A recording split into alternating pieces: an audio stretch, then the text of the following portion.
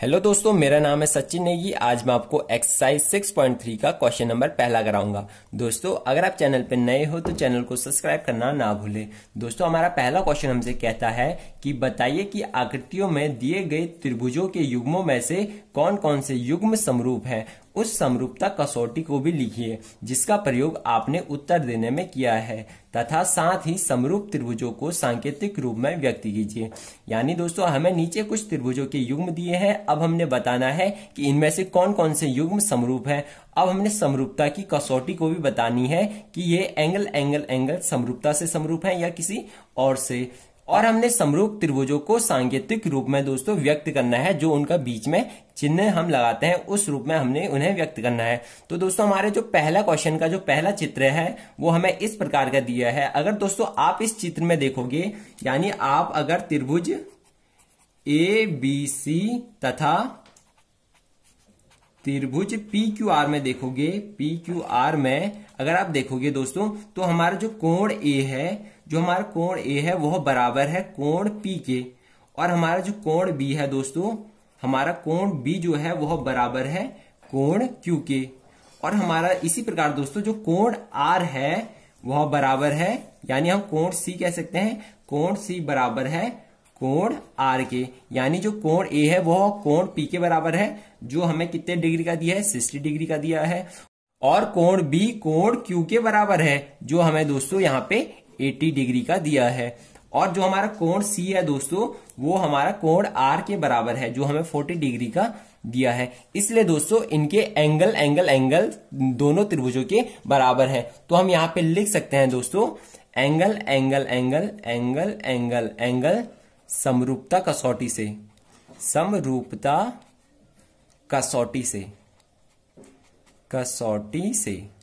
कसौटी से जो हमारे दोनों त्रिभुज होंगे दोस्तों वो समरूप होंगे। यानी हमारा त्रिभुज ए बी सी जो है वह समरूप होगा त्रिभुज पी क्यू आर के, क्योंकि एंगल समरूपता कसौटी हमसे ये कहता है यदि दो त्रिभुजों में उनके संगत कोण बराबर हो तो इसलिए वह त्रिभुज समरूप होते हैं। इसलिए हमारे दोनों त्रिभुज जो है वह समरूप आ चुके हैं। अब हमारा दोस्तों इस क्वेश्चन का जो दूसरा पार्ट है, हमें दो चित्र दिए हैं इसमें भी।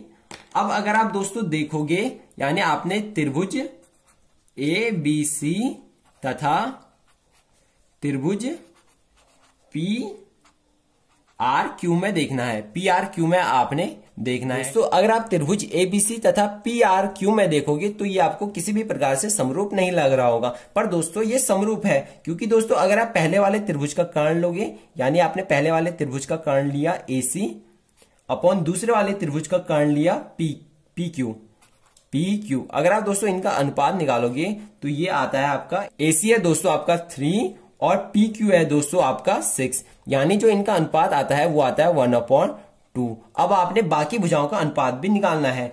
यानी आप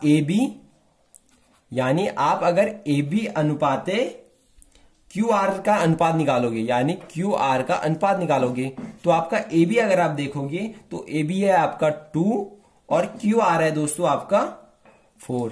इसलिए इनका अनुपात भी कितना आता है 1/2, क्योंकि ये 1 दूनी 2 और 2 दूनी 4, इस प्रकार ही कट जाएंगे। अब हमारा बचा लास्ट, यानी आप अगर बीसी अपॉन पी आर का अनुपात निकालोगे, यानी बीसी अपॉन पी आर का अनुपात निकालोगे तो ये आपका आएगा दोस्तों 2.5/5, यानी ये अनुपात भी आएगा आपका 1/2, क्योंकि 2.5 से ये 2 बार कट जाएगा तो हमारा इस प्रकार ये आएगा। अब आप दोस्तों यहां पे भुजा समरूपता कसौटी का यूज कर सकते हो, समरूपता कसौटी का यूज कर सकते हो, क्योंकि दोस्तों अगर दो त्रिभुजों में इनकी संगत भुजाएं समान अनुपात में होती है इसलिए ये समरूप होते हैं। पर अगर आप दोस्तों देखोगे तो इनकी संगत भुजाएं समान अनुपात में नहीं है। पर दोस्तों हम इन त्रिभुजों को घुमा सकते हैं। अगर मैं इस सेकंड वाले त्रिभुज को घुमाता हूं तो आपको साफ साफ पता चल जाएगा कि जो ये वाले त्रिभुज है इनके जो संगत भुजाएं हैं वह समान अनुपात में है, जैसे मैंने दोस्तों चित्र में घुमा रखा है। अगर आप दोस्तों तीसरे पार्ट को देखोगे इसके, तो हमें दो चित्र दिए हैं। तो हमें पहला चित्र दिया है एल एम पी तथा आपने कौन से त्रिभुज में देखना है, आपने देखना है त्रिभुज डी ई एफ में। अगर आप दोस्तों इन दोनों त्रिभुजों में देखोगे तो हमें भुजाएं दी है। सबसे पहले हम कर्ण वाली भुजा को चेक करते हैं। तो अगर आप देखोगे तो पहले त्रिभुज में कर्ण है एल पी और दूसरे त्रिभुज में जो कर्ण है दोस्तों वो है डी एफ। डी एफ अगर आप दोस्तों इन दोनों का अनुपात निकालते हो तो एल पी है दोस्तों आपका 3 और आपका डी एफ है दोस्तों 6, इसलिए इनका अनुपात आता है 0.2। अब आपने दोस्तों दूसरी वाली भुजा का अनुपात निकालना है, यानी अगर आप M P upon D E का अनुपात निकालोगे, क्योंकि अगर आप इन्हें देखोगे तो ये एक ही अनुपात में आ रहे हैं, इसलिए आप पहले इन्हें कर लेना। तो अगर आप M P upon D E का अनुपात निकालोगे, डीई का अनुपात निकालोगे दोस्तों, तो ये आता है आपका एम पी है आपके पास 2 और डीई है दोस्तों आपके पास 4। अगर आप इनका अनुपात निकालोगे तो आपका आएगा 1/2। इसी प्रकार अगर आप तीसरी वाली भुजा जो हमारे पास बची उसका अनुपात निकालोगे तो आपका आएगा LM अपॉन EF। अगर आप दोस्तों LM की वैल्यू लिखोगे तो आपका आएगा 2.7 अपॉन EF की वैल्यू देखोगे दोस्तों तो आपका आएगा 5। आपको दोस्तों साफ साफ पता चल रहा है ये दोनों आपस में बराबर हैं, पर ये बराबर नहीं है, इसलिए दोस्तों जो ये दोनों त्रिभुज हैं वह समरूप नहीं है। यानी हम यहाँ पे लिख सकते हैं दोस्तों, इसलिए त्रिभुज LMP तथा त्रिभुज DEF समरूप नहीं है। समरूप नहीं है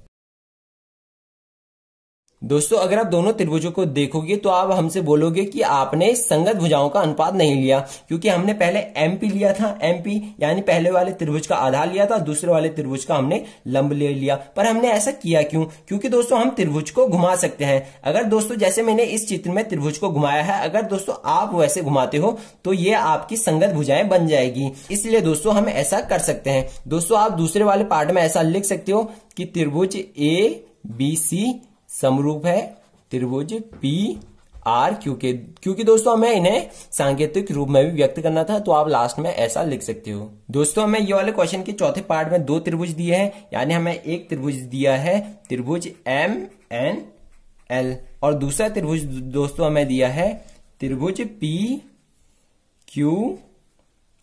अगर दोस्तों आप इन दोनों त्रिभुजों में देखोगे तो हमारा एक कोण बराबर है, यानी जो हमारा कोण M है दोस्तों वह बराबर है कोण P के, कोण Q के। जो M वाला कोण है वह कोण Q के बराबर है, क्योंकि ये दोनों 70 डिग्री के हैं। अगर दोस्तों आप इनकी भुजाओं को देखो, यानी आपने MN अनुपाते PQ को देखना है, तो हमारा जो MN है दोस्तों वो है 2.5 और हमारा जो PQ है दोस्तों वो है हमारा 5। अगर हम 2.5 को इससे काटें तो हमारा 2 बार कटेगा, इसलिए हमारा आएगा 1/2। अब हमारी दूसरी भुजा जो हमें दी है वो है हमारे पास ML अपॉन QR। अगर आप दोस्तों देखोगे तो हमारे पास ML की वैल्यू है दोस्तों 5 और QR की वैल्यू दोस्तों हमारे पास 10 है। अगर दोस्तों आप इसका भी अनुपात निकालते हो तो आपका आता है 1/2।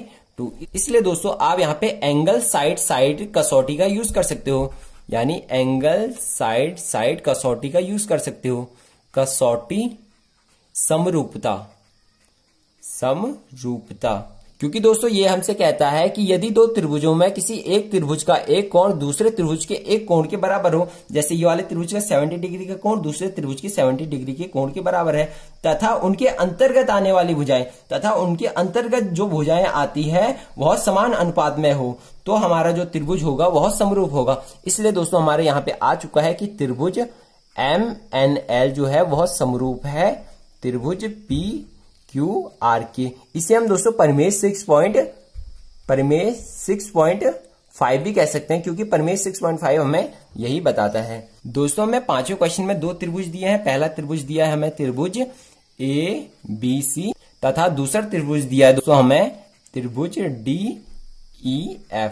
दोस्तों अगर आप इन दोनों त्रिभुजों में देखोगे तो हमारा एक ही कोण बराबर है, यानी कोण A जो है वह बराबर है कोण F के और इनकी जो संगत भुजाएं हैं, यानी पहले हम AB अनुपाते DF देखेंगे, क्योंकि ये दोनों बराबर दिख रहे हैं तो हम पहले इन्हें लिख लेते हैं।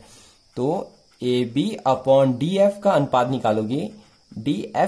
निकालोगे तो आपका आता है AB आपका 2.5 और डी एफ है दोस्तों आपका 5, इसलिए दोस्तों हमारा आता है 1/2, क्योंकि 2.5 का भागा इसमें देंगे तो 2 बार जाएगा, ऊपर बचेगा 1। दोस्तों अब हमारे पास जो बचा है उसका अनुपात निकालेंगे, तो हमारे पास बचा है BC अनुपाते EF। दोस्तों अगर BC की वैल्यू 3 है और EF की वैल्यू आपको 6 दी है, इसका अनुपात भी आता है 1/2। पर दोस्तों ये दोनों त्रिभुज समरूप नहीं है। दोस्तों अगर आप यहाँ पे देखते हो तो हमारा एक कोण दूसरे त्रिभुज के एक कोण के बराबर है और हमारी भुजाओं का अनुपात भी बराबर है। पर दोस्तों ये दोनों त्रिभुज समरूप नहीं है, क्योंकि अगर हम यहाँ पे एंगल यानी एंगल साइड का यूज करते हैं, एंगल साइड समरूपता कसौटी का यूज करते हैं दोस्तों, समरूपता कसौटी का यूज करते हैं दोस्तों, यानी दोस्तों आपने यहाँ पे प्रमेय 6.5 का यूज करना है और ये हमसे कहता है यदि दो त्रिभुजों में पहले वाले त्रिभुज का एक कोण तथा दूसरे वाले त्रिभुज का एक कोण बराबर हो तथा उन कोणों के अंतर्गत आने वाली भुजाओं का अनुपात बराबर होना चाहिए।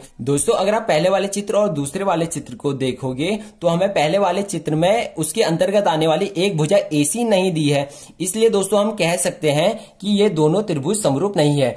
इसलिए हम लिखेंगे दोस्तों, इसलिए त्रिभुज ABC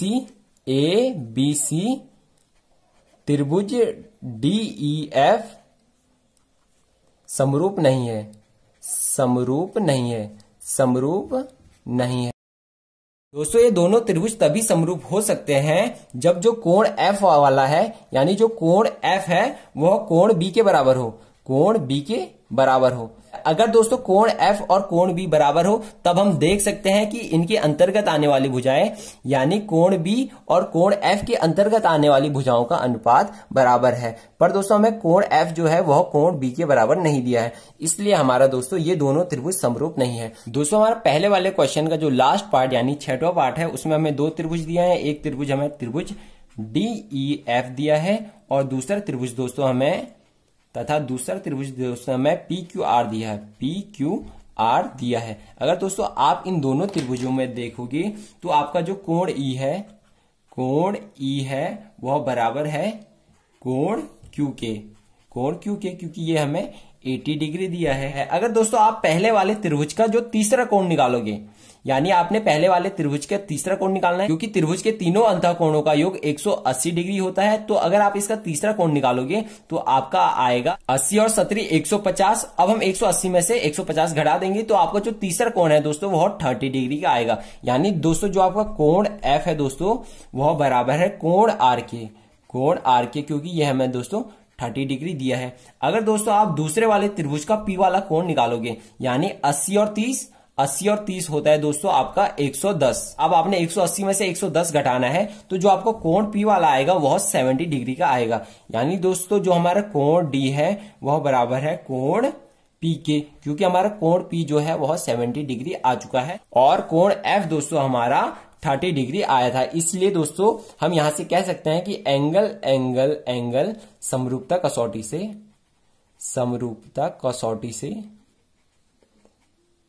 कसौटी से ये दोनों त्रिभुज समरूप होंगे, यानी त्रिभुज DEF समरूप होगा त्रिभुज PQR के।